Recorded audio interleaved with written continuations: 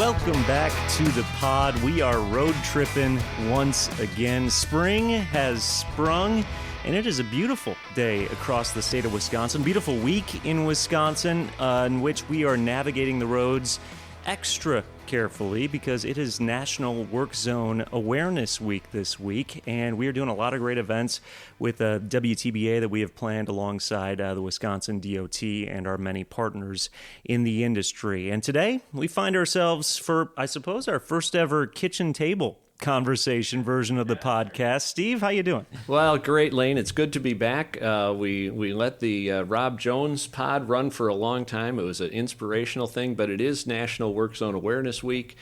We have a lot of events here in Wisconsin and across the country on work zone awareness.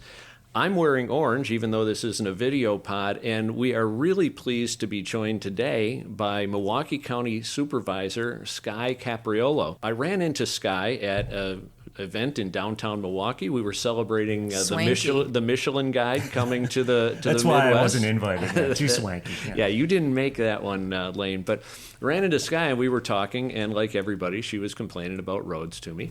And I found out that Sky has a passion for road quality and road safety, and actually does some really creative things in her district. And I said, well, we ought to have you on just in general, but we ought to time it with Work Zone Safety Week to highlight some of the things you're doing that go along quite nicely with our message. Welcome, Sky. Thank you very much. It's thanks for inviting us into your home. Welcome to my kitchen table. Yeah.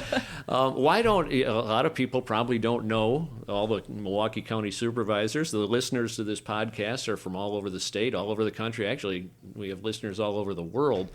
And tell a little bit about yourself. Let us know who we've got here. All right. Well, Milwaukee County has 18 supervisory districts.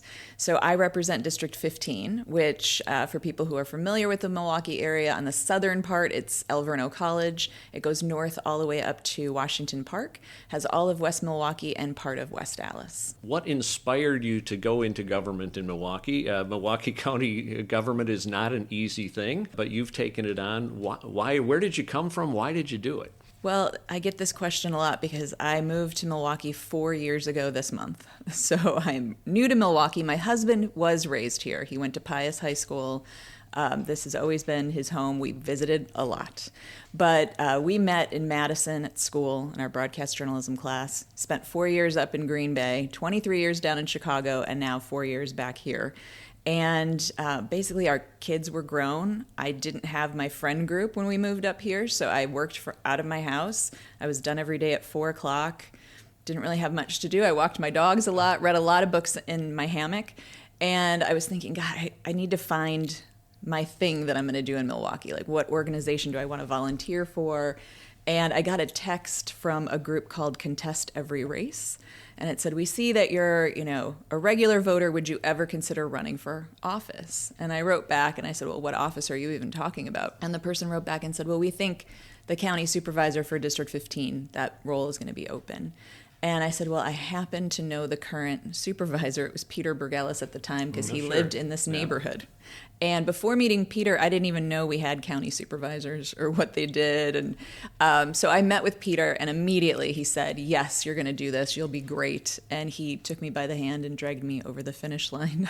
And I just got reelected to my second term. Well, that's great. What areas do you focus on in the county board? You quickly learn that around every corner is a very worthy cause, and you can just drown in all of them. So I've tried to pick some lanes, no pun intended. Very, very nicely done. Yes. Well played. Pun always accepted. Yeah. Yes. One of those lanes is safer driving, and I will tell you, coming from Chicago, people think people in Chicago drive crazy, whatever. People in Milwaukee drive crazy, much crazier. I still go back to Chicago quite often, and I think I actually relax a little bit when I cross the border because, yes, people in Chicago drive fast, but they're not running red lights at the every time I go out in Milwaukee, I feel like I'm seeing someone run a red light. I'm seeing someone speed down South 43rd, which is 25 miles an hour, and they're going, 45, 50, maybe even more. My very first week in office, 2 Milwaukee County buses were hit by reckless drivers. And so I think I was just put in that lane right away. From a personal standpoint, the first 2 years my family lived here, we were hit 3 times. Wow. So in Franklin, we were rear-ended twice. So the car behind us hit us, and the car behind that car hit him and then hit us again. My son was sideswiped in a southern suburb as well in a parking lot. And my husband was T-boned by a red light runner on Lincoln and 43rd, which is in right at the border of West Milwaukee and Milwaukee. We hear about it in the news all the time, and we hear it tied to, the Kia boys. But it's not just the Kia boys. It's not just always a stolen car. It is everyone out on the road who thinks that where they need to go is more important than where anyone else needs to go, or they're just distracted. Maybe there's no ill will, but they're just focused on other things, and we have to be focused on the road. And so my campaign on this is really that it takes all of us for safer roads. I was able to come up with an idea to keep promoting that as I go out and meet people. So I used some of my county funds, and the Brewers helped me out as well. The Brewers Foundation and the Harley-Davidson Foundation helped me out. And I bought 850 car cell phone holders so that people who are in slightly older cars, I drive a 2013 and I use a car cell phone holder. So what I would find out when I was tabling at different events is I'd have kids come up and they would look at these little plastic car cell phone holders and think they were a toy, and they wanted them, and I would always say, no, you got to go get a driver for me. And so this year I added some stuffed bears that have a shirt that say I care about safe driving. And one of the things that I remember when I was probably 7th grade, there was the push to wear seatbelts. Mm-hmm. And parents weren't wearing seatbelts. And my teachers told me, go home and tell your parents you need to wear a seatbelt. And they would give me, if they say this, you say that.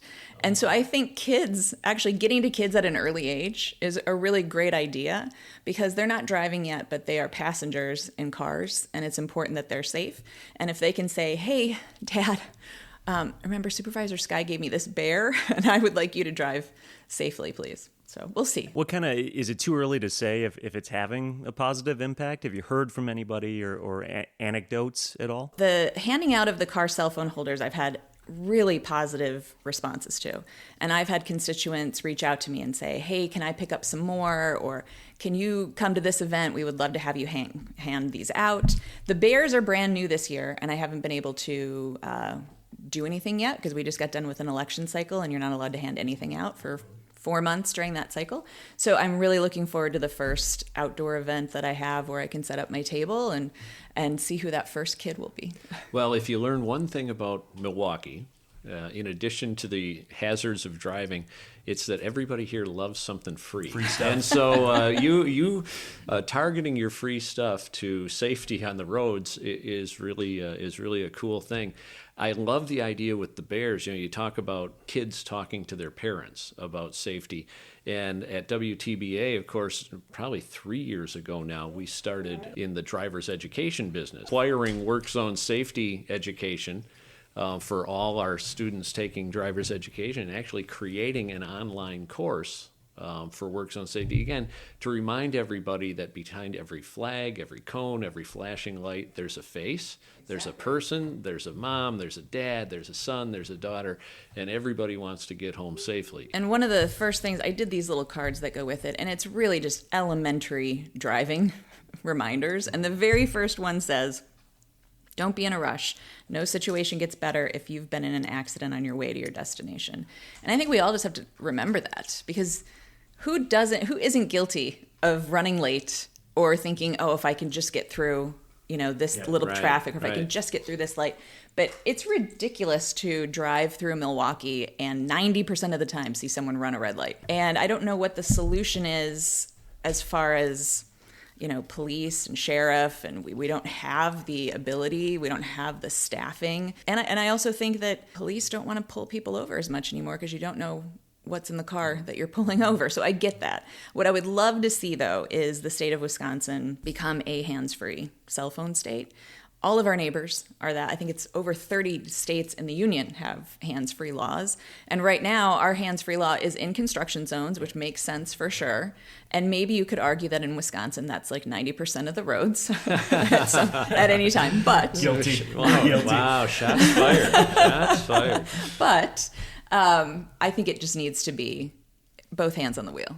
It's just common sense to me. And I think there are a lot of common sense laws that we don't have here in Wisconsin that I'd love to see. So if I could see my time in government be that I encourage safer driving and possibly encourage the state to pass a hands-free law, that would be a huge win. How much emphasis do you put on individual responsibility, as you do with outreach and things like that, and the resources that the state, the county, a city might have, just from a purely functional standpoint of redesigning streets, rebuilding roads? Is there a balance there, or do you put all the onus on the driver? Well, at the end of the day, it's the person behind the wheel that's, making decisions that can lead to life or death. And so there's a huge onus on us individually.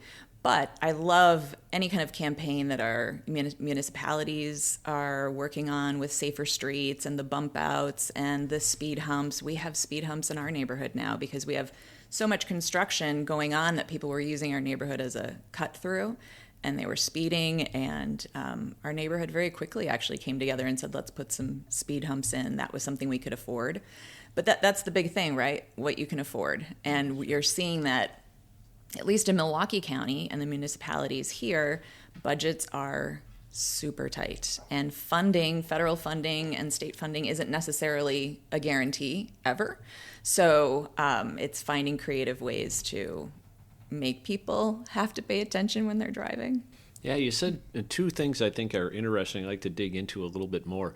One, you took the shot that there's road construction everywhere in Wisconsin, and that's not unmerited. I mean, we have a short season, and so we jam a lot into it, and we still have more roads to do. But you also talked about the ripple effects of road construction into neighborhoods that aren't necessarily having their roads constructed. I mean, your neighborhood here does not have a lot of roads under construction, but the projects adjacent and even the interstate projects, because everybody knows about, east-west, I'm stuck in the traffic there, or 41 or 43.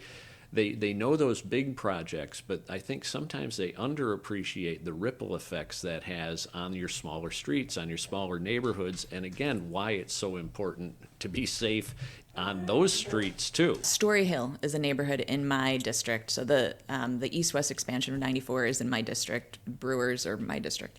So my Story Hill residents are suffering mightily this summer with that expansion work and when the Brewers are playing. And there's always been additional traffic when the Brewers are playing. But now that there are, on-ramps and off-ramps that are closed, and traffic is being pushed to Wisconsin and Blue Mound, and that's where these people live. And I have residents sending me video of cars that are blowing through the bus lane. People are afraid to cross the street. And here's another thing that kind of gets thrown into the mix is some of those streets are WSDOT, some of them are county, some of them are city. So it's never an easy answer. It takes a lot of collaboration. I have enjoyed working with WSDOT quite a bit and their consultants, and I do think that they have a lot of proactive outreach. Work zone safety really is neighborhood safety and everything else, because it's not just staying off your phone when you're driving through the orange barrels. It's staying off your phone when you're on that alternative route, going through Story Hill, going down Blue Mound Road, because that's just as dangerous, if not more, because you have more congestion and you have a lot more pedestrian traffic. They do. And Blue Mound obviously has, all the shuttle buses to the stadium and drunk people coming back, and so they're not paying attention. Nobody's drinking at Brewer games. So it's ripe for something really tragic to happen. And I am really thankful that I have a lot of residents that are out there fighting for, what can we do? Can we restripe crosswalks so it's more obvious? Can we have flashing lights? Can we do a speed table? What are the options? So, but then it comes down to budget and who pays for it. And it adds to the importance because that's a massive project that's going to take a number of years. So, you can't say, well, it'll be done in a season. No, it's going to take a while. Does it also kind of add, though, to the importance of having those quality freeways system as part of the entire system, that you realize, when that's limited, we get a lot more traffic on our streets? Yeah, I think that probably is an aha moment for just those neighborhoods. But I think in general, if you're driving in construction on a highway, you're just cursing to yourself. Why is this happening? And something interesting in my district is, so the east-west expansion is in District 15. As soon as that is done, 175 needs to be redone, and that's entirely in my district as well. So I feel like this is going to be a lane I'm in for the long haul. Well, we're glad you are. And I know that we're running a little short on time here, but I did want to let people know if they are kindred spirits with you, or if they're in this lane as well. How do you get allies? If somebody wants to join you in this campaign, how do they do it? Definitely reach out to my county office. My email is sky.capriolo@milwaukeecountywi.gov. You can just Google Sky Z Capriolo Milwaukee and it'll take you there. But I would love to hear from other people. And I have another, I think 600 car cell phone holders to give out this year and 350 bears. So if they need a car cell phone holder or want a bear, yes. contact you. I have had, because I was on a radio show last year about this, and I did have people in Madison reach out, can you send me a car cell phone holder?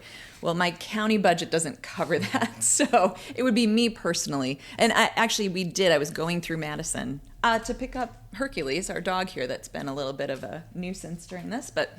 and I stopped and met a woman who wanted car cell phone holders, so I did give her some, but I can't be mailing them out constantly. Can people donate financially to this campaign? Or if they have, a stockpile of bears, can they also give besides, volunteering time or help in that way? I would definitely say reach out, especially if you're a foundation organization, that can donate, because I have a limited budget in my office. I don't personally accept those donations, but the next time I go to order, I'm happy to put a collaborator's logo on everything that I do and make sure that they get credit for it. So the Brewers Foundation has supported the last 2 times I've ordered, and I just make sure they get their own invoice because, in government, you got to keep your hands clean at all times. Well, super, and we really appreciate your partnership in our efforts on safe driving and your passion for this topic. We wrap up every one of these podcasts with just a little lightning round. We have a little fun, ask some quick questions, let people get to know you a little bit better. So we're going to start with this one, which I hope doesn't get you in trouble. You spent over 20 years of your life in Chicago. You now live here as a county supervisor. Cubs or Brewers? Oh, my goodness, the Brewers. I married a Milwaukeean, so I am a Green Bay Packers. Yeah, I'm a Brewers, Packers, Badgers, all the way. All right. Favorite band? Oh, well, Train. I would say Train. Drops I love of Jupiter. Yeah. Love the whole thing. Bette Midler is my favorite performer, though. You said when you arrived here and before you ran for county supervisor, you did a lot of reading. What is the latest book that you've been reading? The last book I read was Project Hail Mary, which I highly recommend. Have you seen the movie? Yes, too? yeah. All 4 of us read the book, and then we went to the movie together. The book is better. The book is always better because you just have so much more detail. The movie is great, though, too. I have not seen the movie yet, but that's... Have you read the book? I have not read Read the the book. book. Read the book first? Yeah. Okay. Yeah. I heard the book gets very technical. It does, but you can lot kind of of gloss science. over. And you do. You just Yeah, kind of gloss you do. over all of the chemistry and the geometry and all that. It's kind of like Les Miserables, reading Hugo and skipping the sections on how you make the beads. Right. I did not read Les Mis, but I've seen it many times. See, that's one where I read it, and it's like, okay, I don't need 300 pages on the bead-making factory that Valjean has. But anyway. Coke or Pepsi? Pepsi. Pep? Well, I don't get that very often. Okay. Yeah, I'm a Coke guy. I don't know, I grew up with Pepsi. I don't drink pop very often, though. And I say pop because I'm from Minnesota. There you go. So casserole or hot dish? Which one are we going with there? Well, we did the hot dish, Hot dish, right? yeah. So, and Miracle Whip and Crest over Colgate. Oh, really? Skippy over Jif. No. Peter Pan is... Oh, no. Now I like fresh grind with a little honey in it, but... You're a pickleball aficionado. You baseline or net? You got to get to the net. That's where you win the game. Another dicey question here. Uh-oh.